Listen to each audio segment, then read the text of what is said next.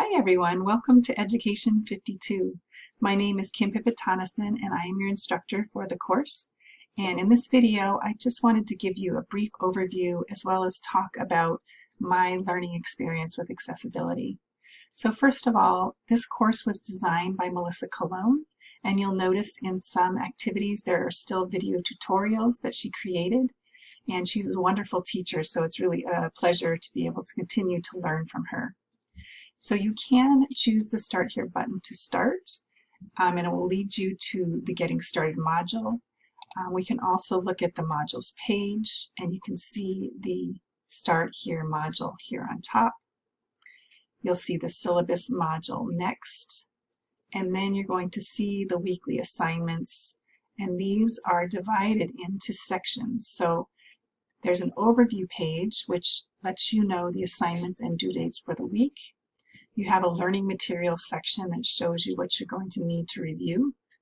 And you have an assignments section here that lets you know what assignments are due each week.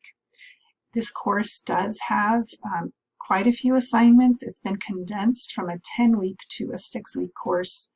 I did eliminate quite a few assignments, but overall there is about 4 assignments per week, so you will need to really work to keep up with some of this material. I wanted to also show you the syllabus page, and here there is a printable syllabus and calendar if you'd like a hard copy, and there's also links to the syllabus itself if you just need certain information. So next, all I wanted to say was a little information about my own kind of journey with accessibility, because I've taught online for about 7 or 8 years, and I always tried very hard to make my online classes to be quality. But when I submitted my first course to the Online Education Initiative, one of the requirements for a course to be passed through their review is for it to be accessible. And in working with the instructional designer to make my course up to par, I learned that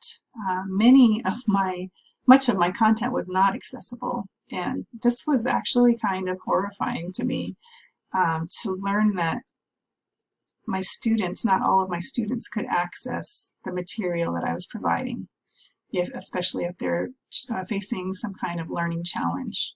So this got me interested in ensuring that my content was accessible. And I learned quite a bit through those review processes. I passed several of my courses through the OEI review. And it moved me to take @ONE's accessibility course and dig a little deeper. And granted, it's taken me a lot of time to curate or retrofit my existing content so that it is accessible now, but I have the contentment to know that now my content is accessible to students, and that really makes me feel good. In the meantime, I got more involved and am now teaching an accessibility course for @ONE, and I'm still continuing to learn myself. So I don't know everything. I know some things, and I appreciate your patience with me if I don't always know the answers to your questions. But please ask the questions, and I will find out for you if I don't know the answer.